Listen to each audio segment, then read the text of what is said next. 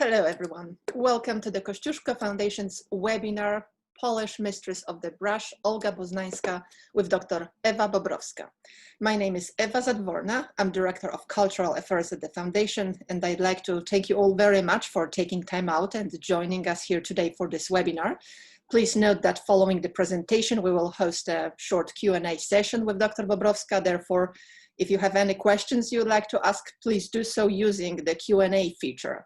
Also, please note that this webinar is being recorded and will be posted on the Foundation's website and our YouTube channel.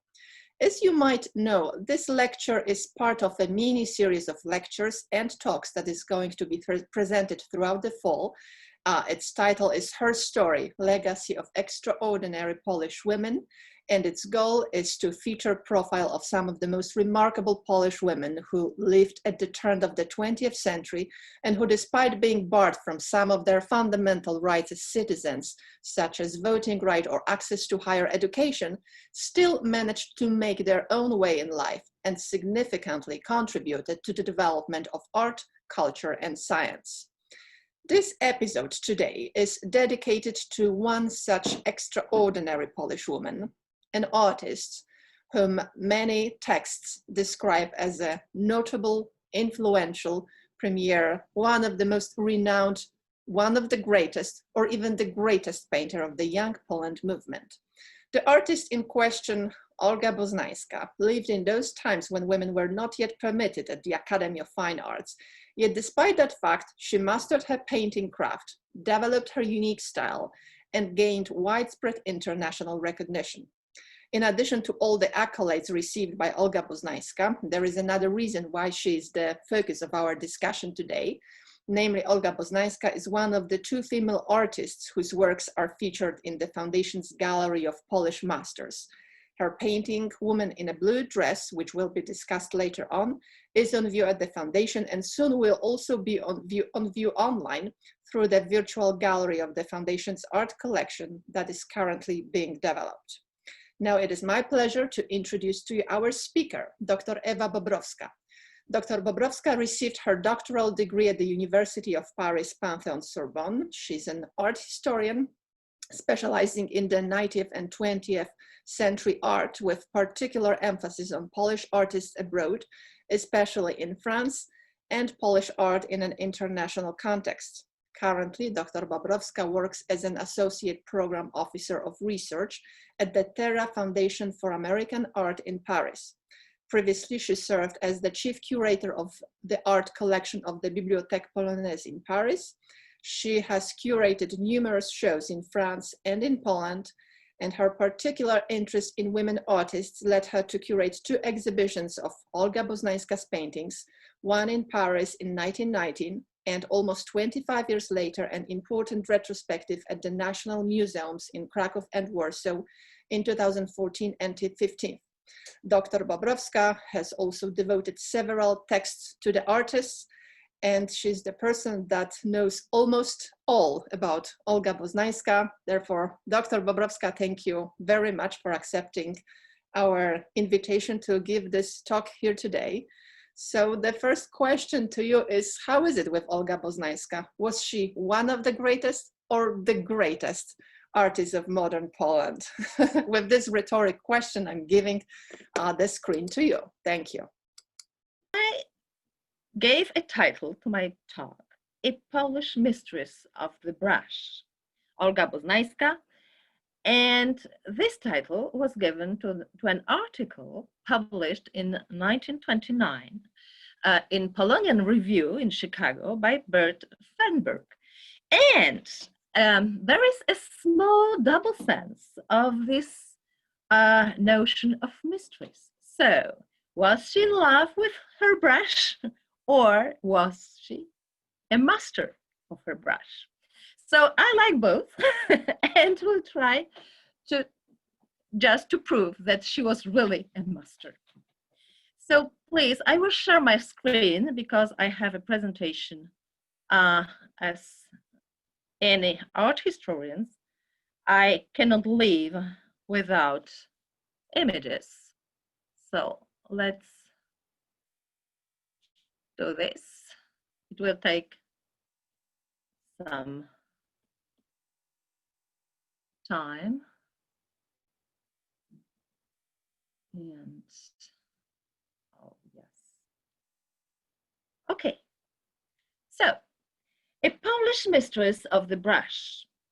Olga Boznańska was one of the most renowned Polish women artists, famous as a portrait painter for more than half a century.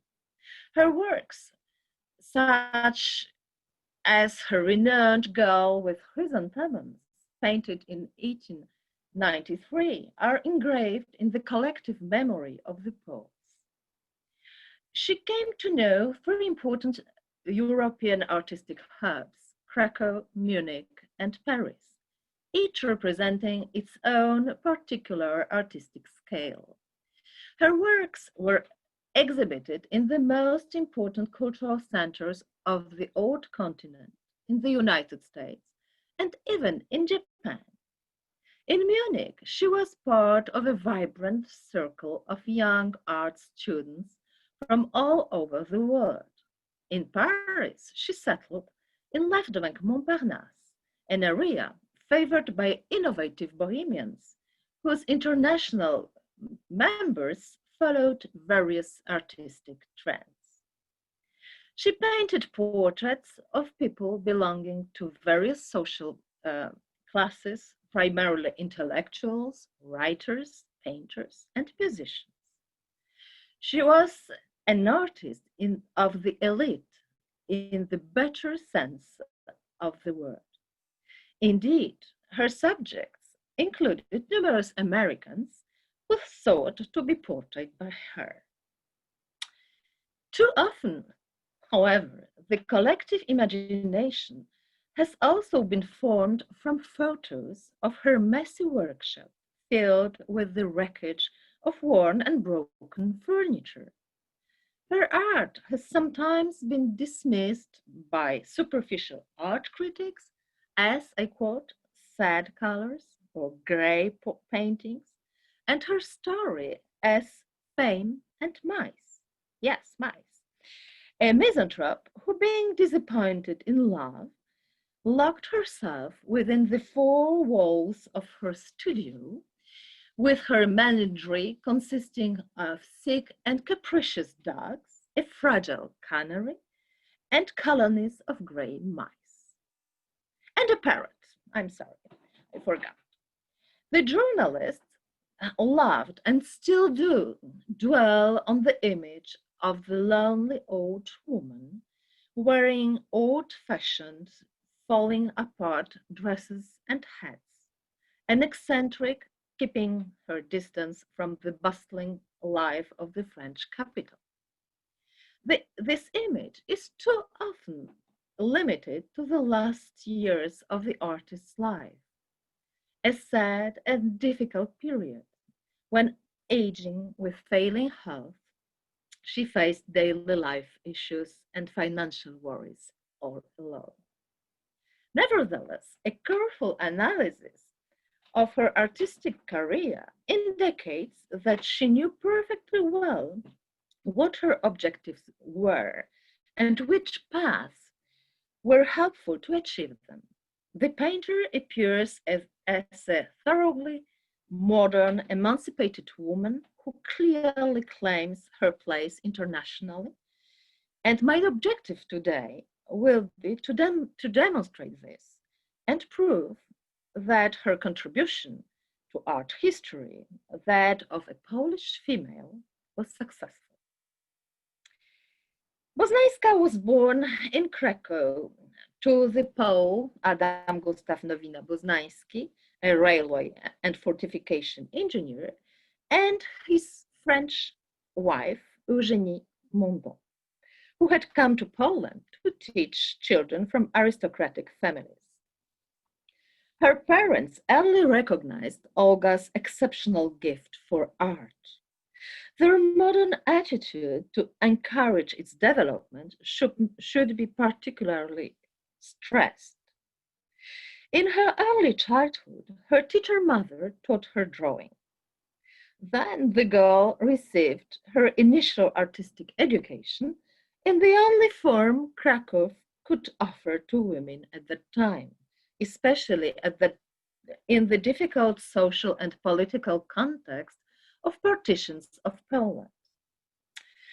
As the access to the local high school of fine arts was forbidden for women, she studied painting at a relatively very modern college for women and took private lessons from some local artists. At 20, she went to Munich, the capital of Bavaria, to continue her artistic training. And you can see her here in Munich with her friends. And also, please look, she's smoking a cigarette at 20. Munich, under the government of the House of Wittelsbach, aspired to be an exceptional cultural center, and Athens on the Isar River. Thanks to the Royal Academy of Fine Arts, the rich collections of art of the Alte and Neue Pinakothek, and the lively artistic scene with a large slate of exhibitions of contemporary international artists like Whistler or Manet. Munich was extremely popular among artists from Central Europe, especially the Polish, as well as those from the United States. However, what it offered to women was still limited. As the Royal Academy was closed for her, Olga took her painting lessons at private art schools. Even if her Munich professors were not outstanding, this period was particularly inspiring for a young artist. She took an active part in the life of both the Polish and the international artistic colonies and accomplished several chefs-d'oeuvre, masterpieces appreciated by critics, the public, and even museums. The quality of her art was highly esteemed in Munich. In 1895, she replaced the painter Theodor Hummel for a period of time as director of his school of painting. And a Berlin review, Bazaar, included her among the 12 best women painters of Europe. Also, the international press published a significant amount of flattering criticism about her work. However, at that time, the ultimate dream of any artist was Paris, considered the real capital of world arts. Boznańska was not an exception. When her paintings were accepted for the Salon de la Société Nationale des Beaux-Arts in 1896, for the first time, she wrote an enthusiastic letter to her father, proudly pointing out their reception, I quote, without any pulling of strings. Encouraged by her Parisian and other European successes, she settled in the French capital in 1898 and developed her career as an international portraitist whose studio was a meeting place for intellectuals and artists from all over the world. Boznańska's biography is not full of great groundbreaking events of non-artistic nature. Even changes as important as the change of the country of residence were imposed by the necessity of her development as an artist and not for family or personal reasons. Her life was full of artistic events, exhibitions, critical articles, medals, and decorations. Boznańska began exhibiting in her native Krakow at the show of the Society of Friends of Fine Arts in 1886. In Munich, her talent was first recognized in 1893 with a gold medal for the portrait of the painter Hinterberg. or his brother, because they were two brothers, painters. A year later, her portrait of Paul Naumann, another painter, Munich painter, won a gold medal at the third Internationale Kunstausstellung in Vienna, then a silver medal at the National Universal Exhibition in Lviv. In 1895, exhibited at the Zachęta Society for the Encouragement of Fine Arts in Warsaw, it was honored with a second prize. This wonderful picture, clearly in conversation with the famous portrait of Émile Zola by Manet, gained more publicity when it became the reason for a lawsuit that this sitter brought against one of the critics who described it as a decadence portrait. Acquired in 1896 by the National Museum in Krakow, it was the first of Boznańska's works purchased by a museum. The painter was only 31 years old. In 1894, her portrait of Marie Bremer received an honorable mention at the Society of Portrait Painters in London. The English singer Marie Bremer aspired to fame. Boznańska's decision to show her portrait in London to an informed public was certainly a deliberate and carefully considered choice, which was to ensure her triumph. The year 1900 was also successful. An honorable mention at the Exposition Universelle in Paris, then a gold medal at the Women's Exhibition in London, where she exhibited 8 paintings. It's really a great amount. The profusion of awards continued with a gold medal for a portrait of a painter, Hirschenberg, so the brother, in 1905 at the 10th International Art Exhibition in Munich, a third-class medal for the portrait of the Lady in Black at the Exposition Internationale d'Art at the Carnegie Institute in Pittsburgh in 1907, and a silver medal at the International Exhibition of Fine Arts in Amsterdam for a portrait of Emile Verhaeren, a well-known symbolist Belgian poet, in 1912. In Paris, her painting Mother and Child was distinguished by the Whitney Huff Museum Fund Award. In 1924, she received the Officer's Cross of the Order of Polonia Restituta.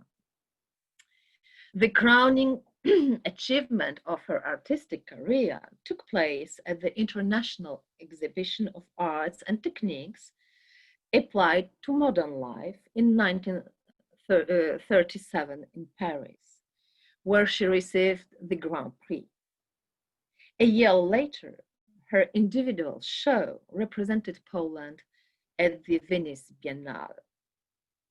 A year before her death, she received the Commander's Cross of the Order of Polonia Restituta. But she has never received the Légion d'honneur of the French order. So if you can read it somewhere, it's simply a mistake. Official purchases are another proof of recognition of an artist. The French government acquired her portrait of Mademoiselle Degas in 1904, then some years later, portrait of a woman in white, and in 1913, another portrait of Madame D. First exhibited at the Musée du Luxembourg in Paris, the Museum of Art of Foreigners, these paintings are now part of the collections of the prestigious Musée d'Orsay. In 1910, director of the Telford Museum in Savannah, Georgia, Gary Melcher, acquired the portrait of Eugeniusz Dąbrowa-Dąbrowski. He was a painter and friend of Poznańska. Two works were also purchased by the Carnegie Institute in Pittsburgh. In 1921, portrait of the singer Lachowska and another painting, Tulips, enriched the collection of the Japanese Ohara Magosaburo and are presented today in his museum, founded in 1930 in Kurashiki in Japan. Finally, King Victor Emmanuel III purchased a portrait of Constantia Degat following Poznańska's exhibition at the Venice Biennale in 1938 for the collection of Cap Pesaro, the contemporary art gallery in Venice. With no doubt, Poznańska was the most renowned and decorated Polish painter of her time. It would be difficult to find a competitor for her, even among male artists. It is time to ask the reasons for her success. According to her, I quote, her paintings look beautiful because they show the truth. They are honest, impressive. There is hardly any petty-mindedness, mannerism, or bluff in them. They are both quiet and lively, and as if separated with a light curtain from the viewer. They are in their own atmosphere. End of quote. Poznańska developed a unique and fully resolved, mature style, even if she is naturally indebted to the work of Manet, Whistler, the Impressionists, the Post-Impressionists, and to some old masters, especially Velázquez as well. Poznańska was primarily, as I said, a portraitist. About 80% of her art production was portraits. Several hundred models sat in front of her easel. Her creative act was not isolated and solitary. On the contrary, it was constantly in dialogue with the sitter, with few exceptions when the artist worked from photographs. But even then, her friends posed to help her set up the structure of the composition. In their memoirs, the sitters describe what these conversations looked like. Doing a portrait that required a lot of time and many sessions of posing resulted in establishing a specific intimate acquaintance between the portrait and the painter.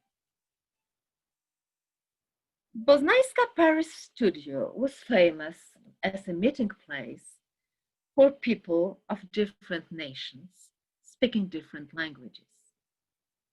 The artist was a polyglot, thanks to the careful education given her by her Polish-French parents.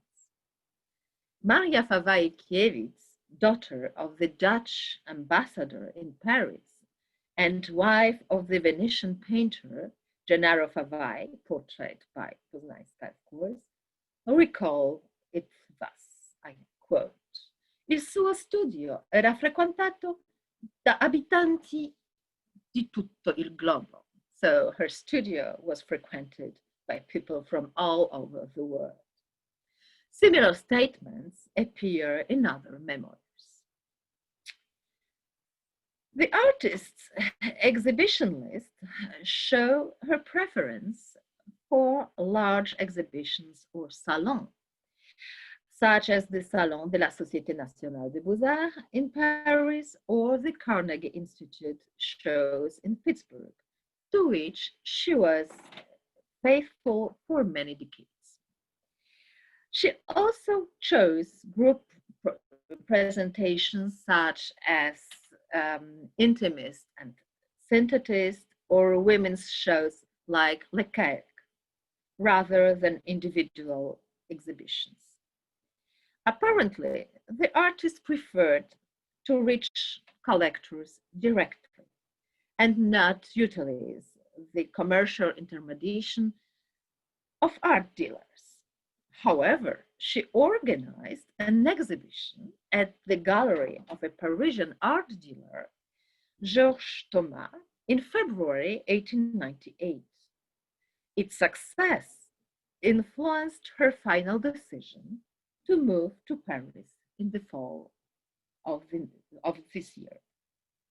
Daddy Thomas, as he was commonly called, started trading in paints and painting materials like many other Parisian art dealers, before turning to pictures.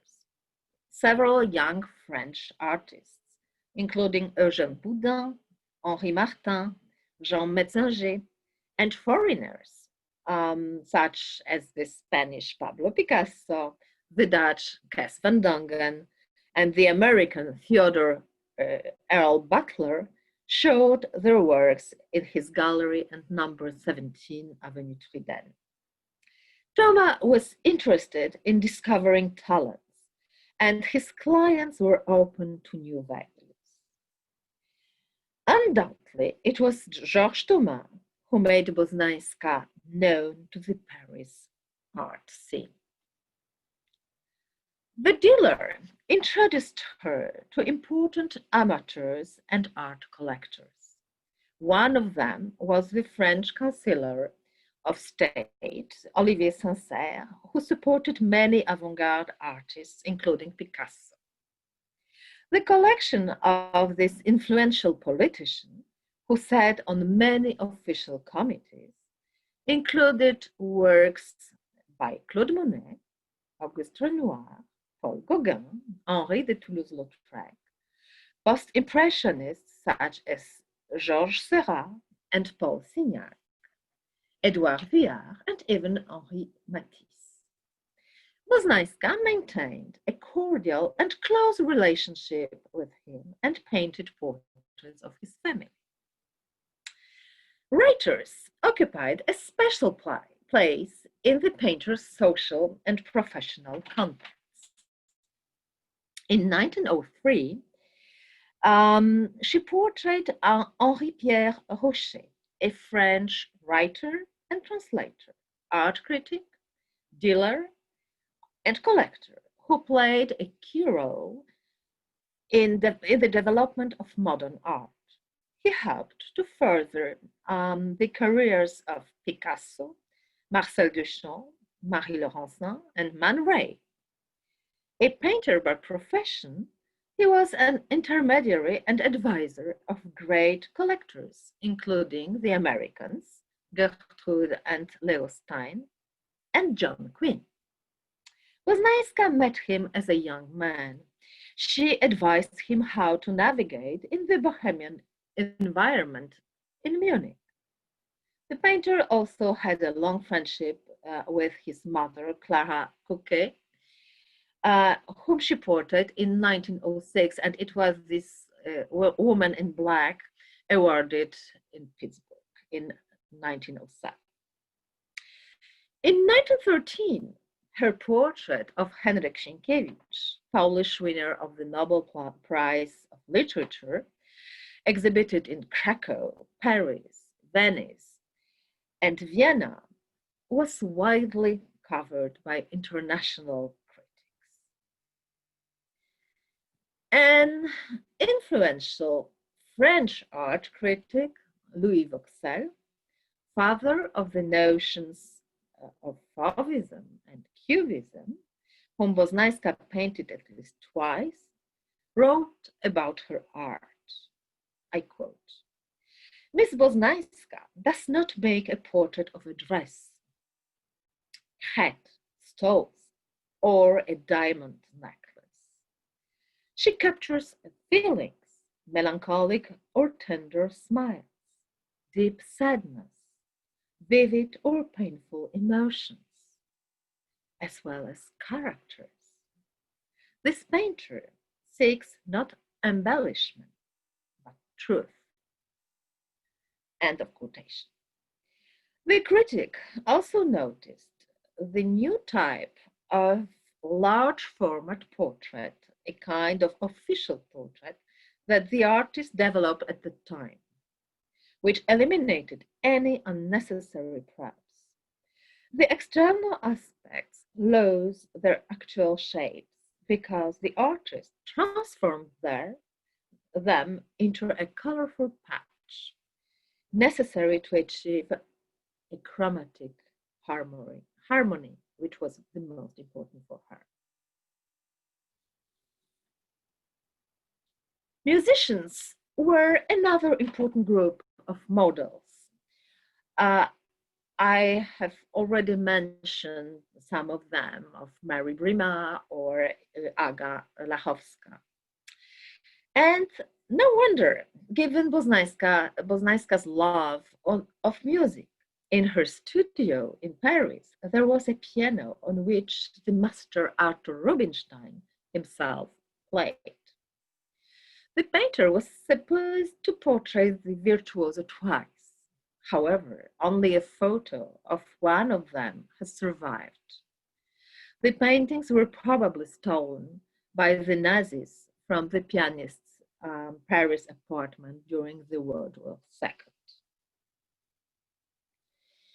Privileged ties seemed to bind Boznaiska to her colleagues of the brush. They were among her favorite models all her life.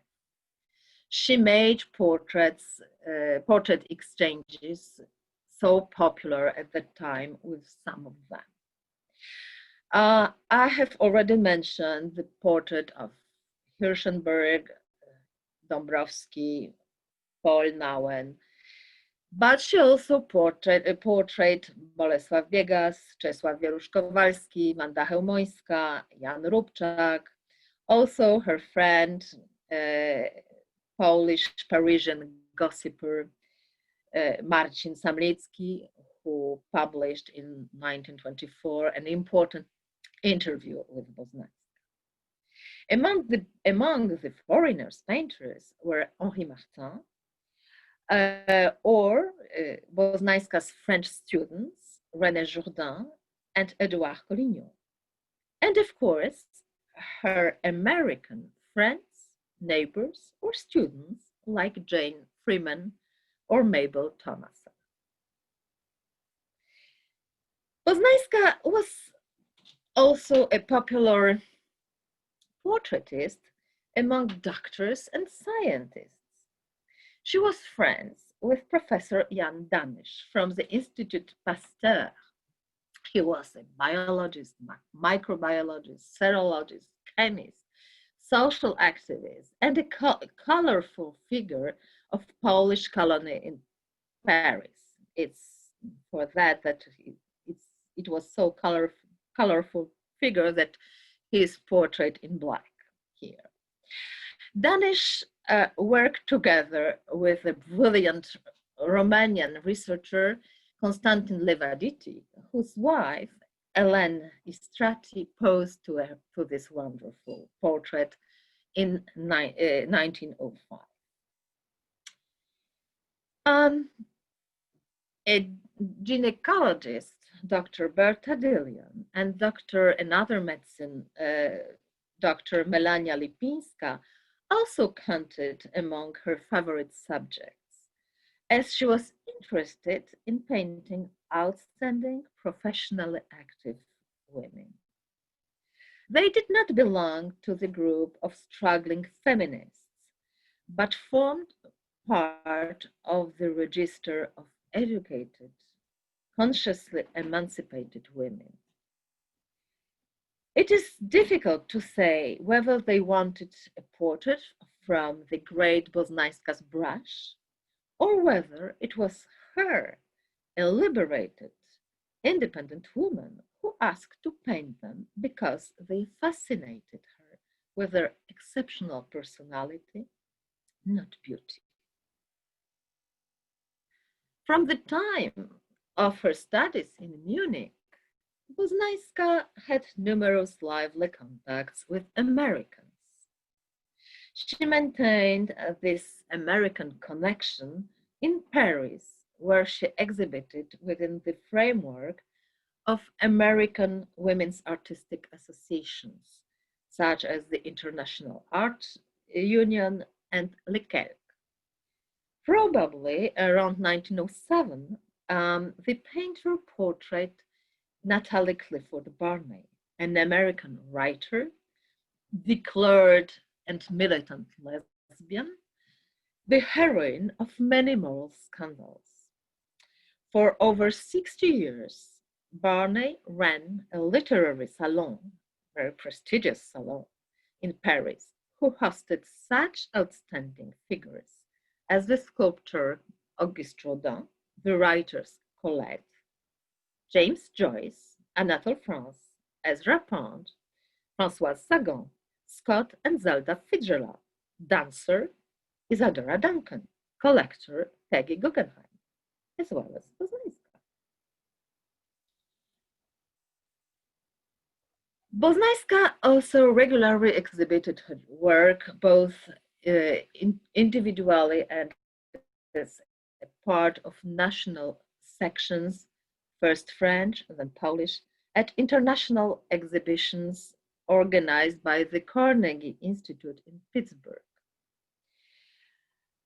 To this day, her paintings are in several American museums I have already mentioned, so including the Carnegie Museum, the Telfair Museum, the Houston Museum, and also Polish American institutions, such as Polish Scientific Institute in New York, as well as the Polish Museum in Chicago, where you can admire portrait of the philosopher Madame Paris, and of course, the Kościuszko Foundation and its remarkable Woman in Blue.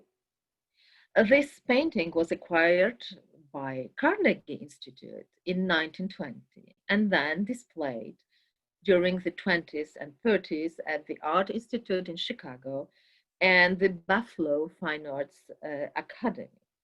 In 1948, it was acquired by a Polish-American collector, Bolesław Mastaj, and then by a Polish-American couple, Mr. and Mrs. Alexander Koprowski, from Stamford, Connecticut, who offered it finally in the late 70s to the Kościuszko Foundation.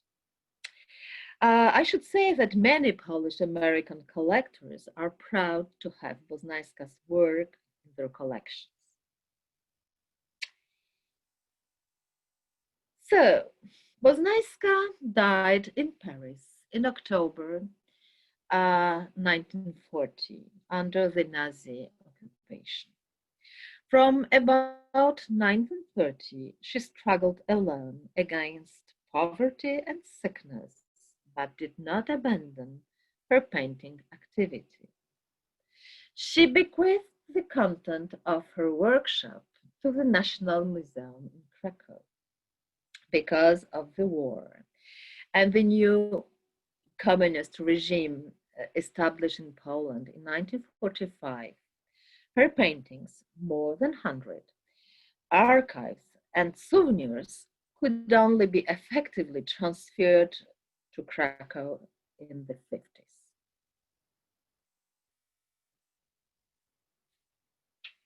Boznaiska's complete devotion to her art also caused, as happened in the case of so many other women artists, renouncing the fulfillment of her personal life plans and the establishing of a family.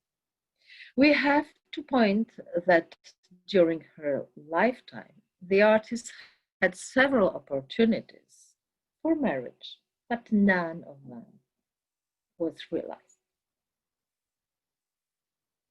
To recapitulate, one has to point out that Boznaiska's career, even if very successful, was not probably not developed to the full measure of her talent. Probably the main reason for that was the outbreak of the World War I, which brutally put an end to the uninterrupted achievements that was her lot until 1914. Another reason could be the artist's personality, self-effacing, reluctant to solicit fame, devoted only to her art and work. It seems also that her gender was not completely without influence. 100 years ago, a lone woman, raised in rather hothouse conditions, was not exactly prepared to face the difficulties of existence alone, especially while practicing so insecure a profession as that of artist subject to capricious fate. From the perspective of what she had to fight against, the possible triple exclusion as a woman artist, and as a foreigner in France, her art should be even more appreciated. Thank you.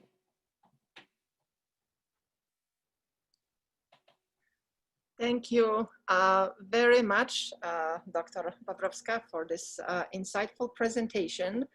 I can see that we have, actually I put us, yes, to the gallery view. We received one question, but yes, it was regarding the private life of Olga Boznańska, but you partially answered that a moment ago. The question is, please tell us more about her personal life. Did she marry? So now we know that she never did marry, but if you could elaborate more on her personal life. She was engaged. It was a kind. She had several friends, male friends. We can call this maybe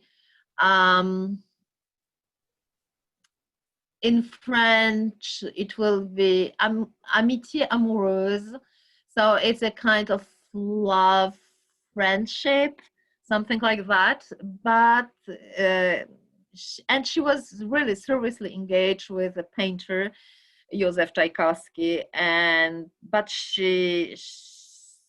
the art was really more important for her than a marriage. And so it was, the engagement was broken, and it was a real drama for her.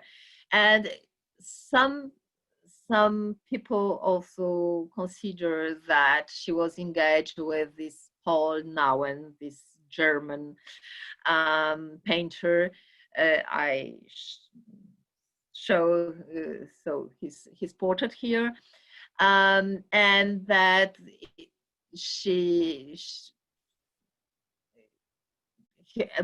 and he died, and she was so frustrated. And it's not true. He didn't die. He just went to the United States to portrait the Colgate family.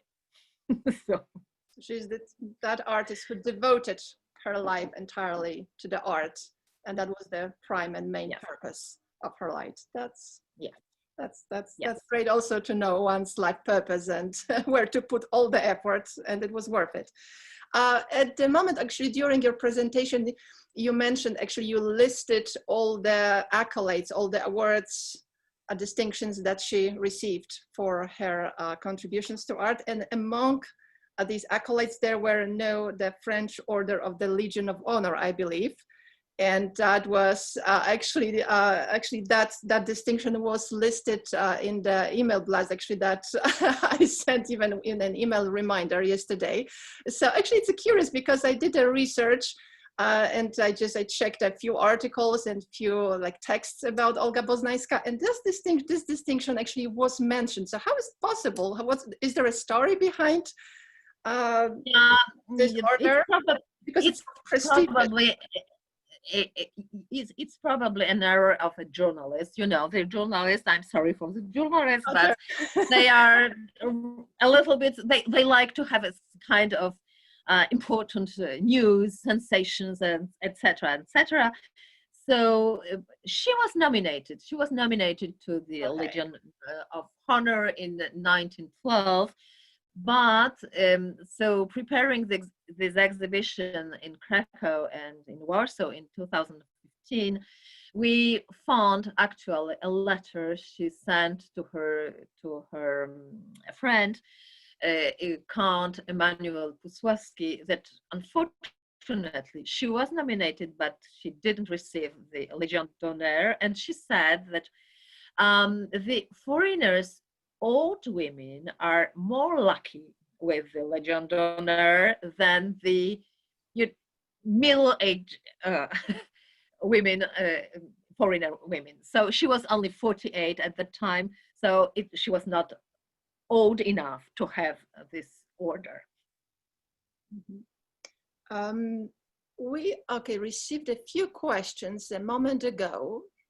Yes, I can. One of them, yes. Okay, so let me read this out loud, because actually we are making a recording of this video of this webinar, so as the question is inclusive to all who are going to be watching it later on.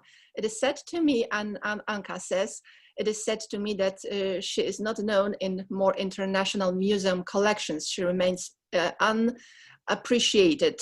Does the Women Museum have a work? Okay, so the question is regarding the National Women Museum in Washington, you mean? Mm-hmm. Probably. No, I don't think so. I don't think so. So there is, in the United States, Boznajska's works are in Telfair Museum, in Carnegie Museum, in Smithsonian American Art Museum in Washington, and in Houston, in the Art Museum in Houston. And it's true, I would say that Boznajska is not really appreciated internationally. Why? It's very simple, because of the political changes in the world after the Second World War. So the Iron Curtain was also for her and for her art, as the most of her, really the majority of her artworks were in Poland, and they didn't really travel abroad. So she was, this international artist. After her death and after the Second World War, was simply shut down in Poland. And she's in Poland, she's really famous. Mm-hmm. We actually received another question regarding the same subject that you discussed. During the period of where outsider art, women's art, minority art are all expounded, why is there so little interest in the US in exhibiting her work at the major museums? But actually, I should say it's not quite clear if they are exhibited. The Boznajska's artworks are in the collections of these museums, but it doesn't mean that they are exhibited, so you can see them on the walls. It's one thing. And another thing, that her clients were really, there were so many American clients, American collectors who were buying Boznajska, because she was really she was really a part of American community in Paris. She had many of American female students who probably, I don't know exactly why, she spoke fluently English, so it was it was a good point for her, because the French professors didn't speak English. So, yes. Those were the days when the French was international language. Later on, it's changed. Yeah. But she was really a very modern woman, speaking English fluently. The question and the statement from Margie. I enjoyed your presentation very much. Question, was she supported financially by her parents during their lifetimes? Yes. Until the death of her father, until 1906, she was supported financially by she and her also she had a sister, a younger sister, so both were supported by her father until 1906, and then they lived from the location of the house they inherited in Krakow, and it worked well until the World War First, and then there were some problems with this financial, yeah, from this side. Mm-hmm. The question from Cecile, was Count Raczyński of Rogalin one of her partons? I'm not sure what this word means. I believe she painted 2 portraits of his son. So I believe that Count Raczyński. Yes, she painted, and she painted also his wife. So the Countess Raczyńska, and also the portrait of Edzio, so Edward Young. Okay, well, he was one of her patrons, yes, so he supported her. Yes, we can say yes. Maybe it was more complex, but let's say yes, because Count Raczyński was the president of the Society of the Friends of Fine Arts in Krakow. And I think he was a little bit, he was not clearly, the supporter of Boznańska, but I think she appreciated her work. Maybe not, was not really very enthusiastic, but still he had to support. Did she leave any writings, memoirs, letters?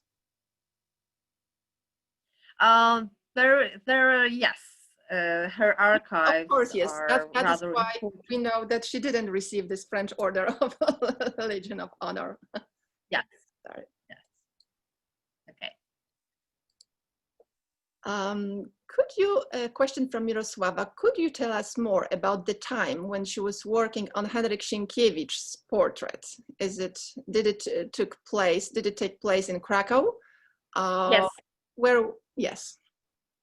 Yes, it took place in Krakow, and it seems I don't know exactly this story, but I read it somewhere that Sienkiewicz was not really happy with his portrait, and with this, and not only with the portrait as a result of the posing, but of the whole process of sitting, of posing, because you have to know that Boznańska asked her sitters to come like 30, 40 times, and it took so much time to have the portrait of her.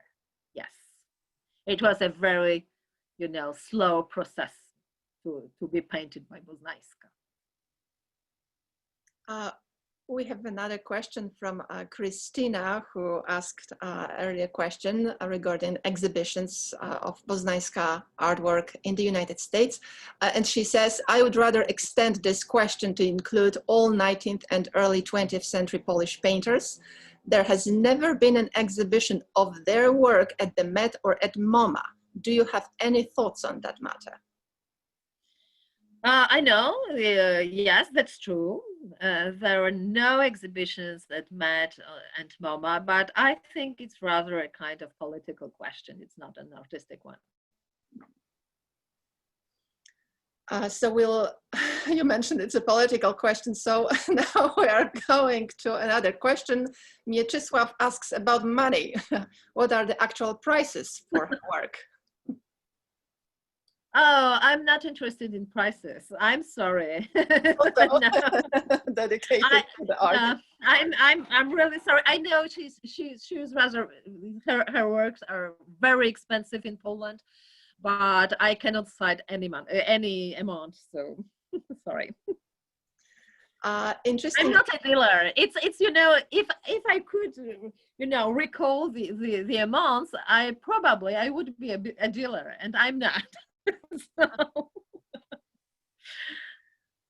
Another interesting question from Dorota. She asked, why was she poor in the last decade of her life if her work was much in demand and purchased internationally? Good question. there was in 1929, as her clients were, just a second, after the First World War, there were the Americans were coming to Paris for many reasons. It was the les années folles, so, and Paris was really very, yes, Paris was really frequented by Americans. And then in 1929, there was a Black Thursday, and it was the Great Crisis and the Great Depression. So from 1929, Boznajska just, had no more American clients. And also there were some problems with her house in Krakow. So she had to pay taxes or much more. So it was probably because of that. Also, she was very generous. If she had any money, she gave them. She gave it to anybody who needed. So she was not a dealer neither. I would say she was a painter and not an art dealer. So and normally it's true that the artists need a kind of help from impresario or dealers or something like that. She wanted to be independent, and I think it was a price to pay for this. I can see that money is of interest to many of our participants of this webinar because Tomasz asked, do her works come up in auctions? Do we know a record sale? I'm sorry, Tomasz, but I believe the answer has been. But you can check this. You can just check, and there are so many websites with it. So you can check this. Consider yourself. Question answered. Question from Irena: were there any connections between Olga, and Zofia Stryjeńska? They met in Paris, and Stryjeńska, yes, wrote something about Boznajska in her souvenirs, and so it was. So Stryjeńska. Yes, it was Stryjeńska who said that the process of posing for Boznajska was so long that the sitter could die or could grow old, and the portrait was never ended. So it was really a very long process, and that's all. And I think their personalities were quite different. So the personality of Stryjeńska and Boznajska. So even if they met in Paris, it was like a very short meeting. No friendship. We have two questions that appeared one after another. It's regarding any biography. I mean, what's your opinion of the new biography of Boznajska and any biographies of the artists that you might recommend? I must say, no, it's a little bit, I'm in a delicate position here. So, art historians and biographers, it's not quite the same. And our objectives are not really the same.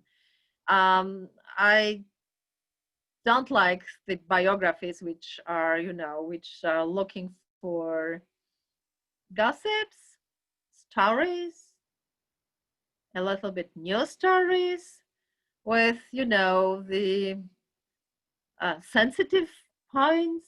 I think it's not you know, it's not important for art historians.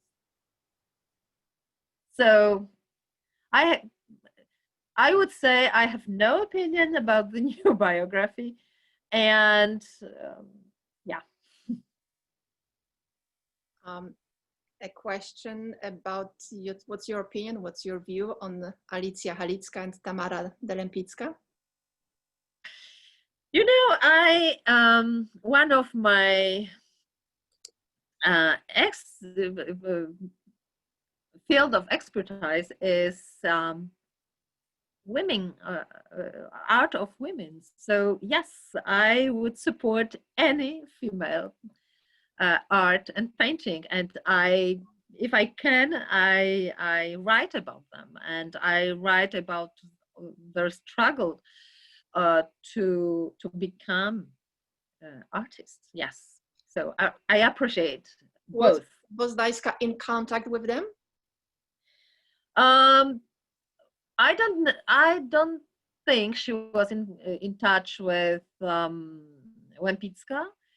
And in her souvenirs, Halicka just mentioned her, but still there is a portrait at the museum, at the National Museum in Krakow, the portrait of three sisters, and one of these three sisters is Halicka. So probably this portrait was probably painted in Krakow. It was painted in Krakow. So before Halicka left for Paris, for Munich and Paris, and in Paris probably they were not really in touch, and so as I said, Halicka writes something about Boznajska, that yes, in the Montparnasse area, there was an old woman painter, Boznajska, and she was a little bit eccentric. But Boznajska, Halicka lived on the other side of the Seine River, so in the quite different area of Montmartre. So it's obvious that they couldn't, communicate together. How about Mela Mutter? I know that she especially interests you, and you dedicated your time to conduct research on Mela Mutter. So how about the relations between these two artists? They knew each other, and I think they were friends. I have some proofs of that, but not enough to say yes, they were really a very cordial friends, but they knew each other. Yeah. Another question from Mieczysław, who does know very well the foundation. He asked, who is on the portrait that is featured at foundation, the woman in blue dress? Do we know? No. Who the woman is now? No, so I don't know. For now, I don't know. But I will work on this. It's really a wonderful portrait. It's really a kind of chef-d'oeuvre. Yeah. At the beginning of actually your presentation, I had a feeling that the beginning of Olga Boznajska's rise to being a notable female painter was, I think, easy. Were there any specific difficulties? Oh, that makes a reference to this last comment. Were there any difficulties for her to be a woman, and to reach the heights that the female artist could get in those times? She was supported by her parents, so it's a good point for her. But on the other hand, all the women at the time, the most important problem was the training. So as I said, in Krakow, there was no possibility to really be trained as a on the same level that the male artists. So she went to Munich, and there it was the same problem.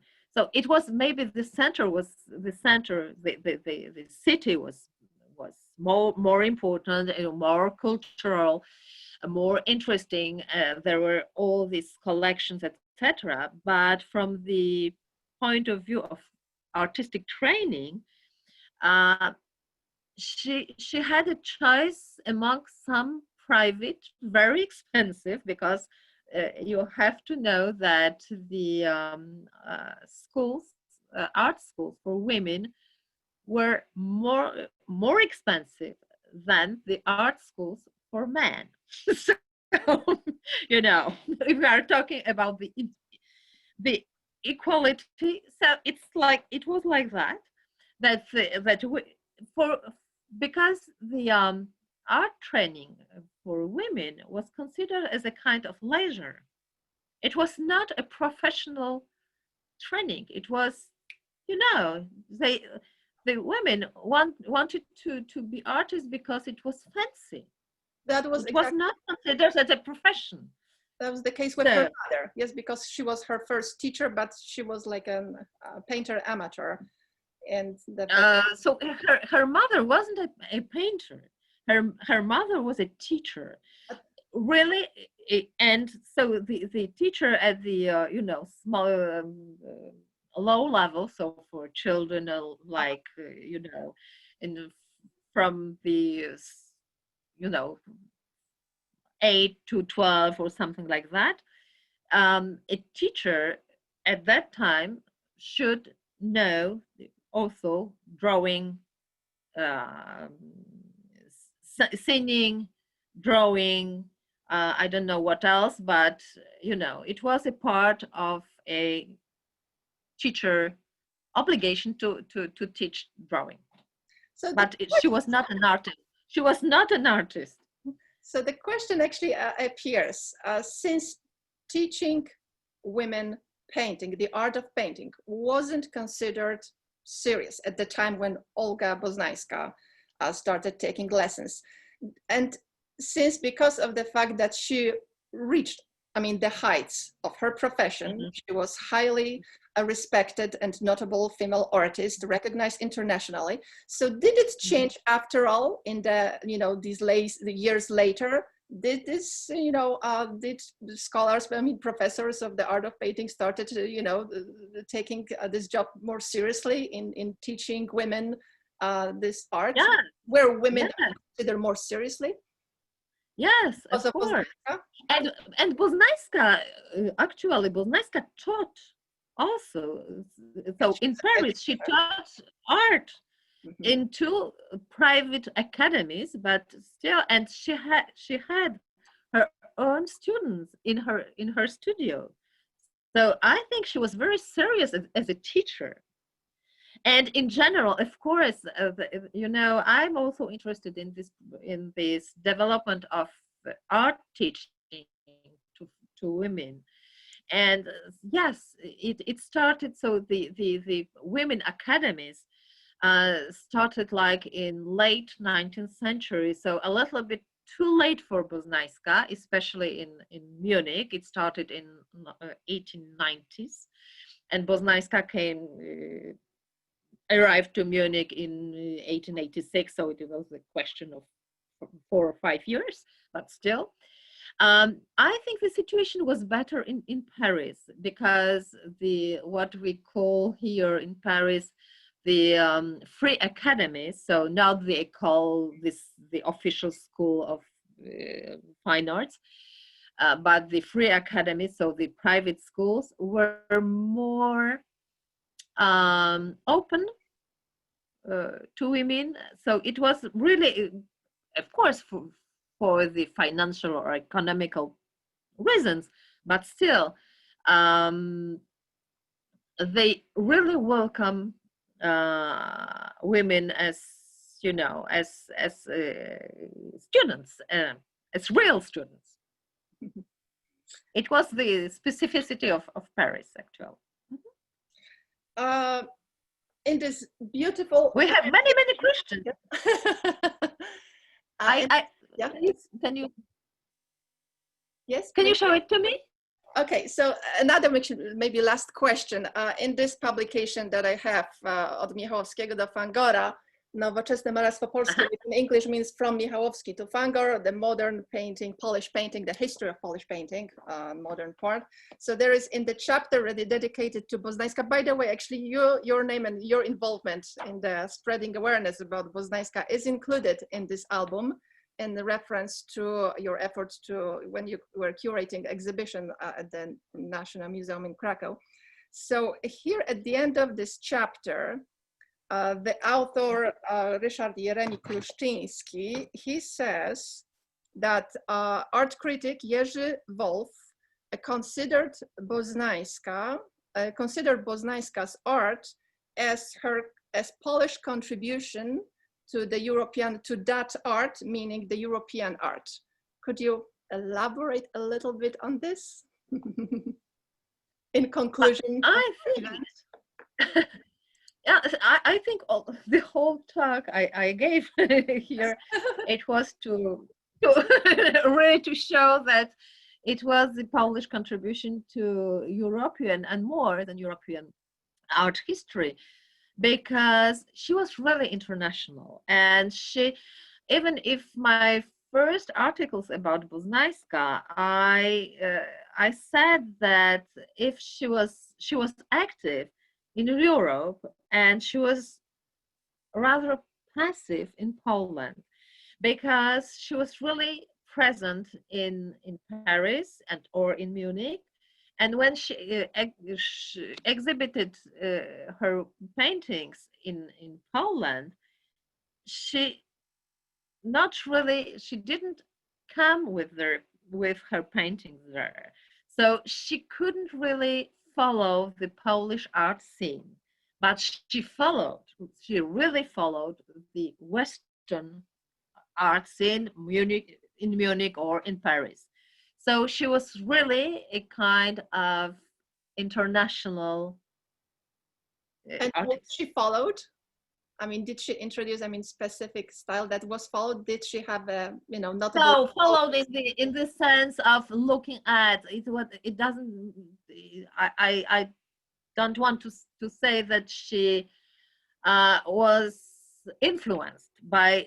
She was just looked at, and she was aware of new trends. She was aware of what was happening at the art scene. At the last, to conclude, I've heard, well, you spoke during this presentation in few languages, of course, English, beautiful French, of course, and Italian. So the question is, how many languages does Dr. Ewa Bobrowska speak? No, maybe not Italian, not really Italian, but of course Russian, but of course Russian, and also a little bit German. And Russian. And German. So, okay. Thank you very much, Dr. Ewa Bobrowska, for this very insightful, interesting presentation. We know more, definitely more, about the author of the painting that we at the Kościuszko Foundation proudly present. As I mentioned in my introductory remarks, we are working currently on creating the virtual gallery of the Kościuszko Foundation's art collection, which is mostly composed of the painters of the 19th century. So it includes, I mean, Cossacks and Matejko and Malczewski. And it's a wonderful collection. So really. It's really a big, beautiful collection that we are very proud of. Thank you once again for this presentation. Thank you very much all for joining and contributing extensively with your questions and comments. Well, the next episode in our series regarding the women will be dedicated to a woman who became a star of the Metropolitan Opera. I believe that to our members, Kościuszko Foundation members, well, Marcela Sembridge does need no introduction. But in our next episode, I'll be speaking to Radka Franczak, who is a director, a film director, and currently she's working on a documentary film about Marcella Sembridge, who for her was her great aunt. And this discussion, this episode will stream on YouTube on October 20th. So please stay tuned and watch out for watch for our upcoming for our news alerts and announcements. And thank you very much for your participation, and we look forward to hosting you soon. Till then. Thank you. Thank you. Thank you very much.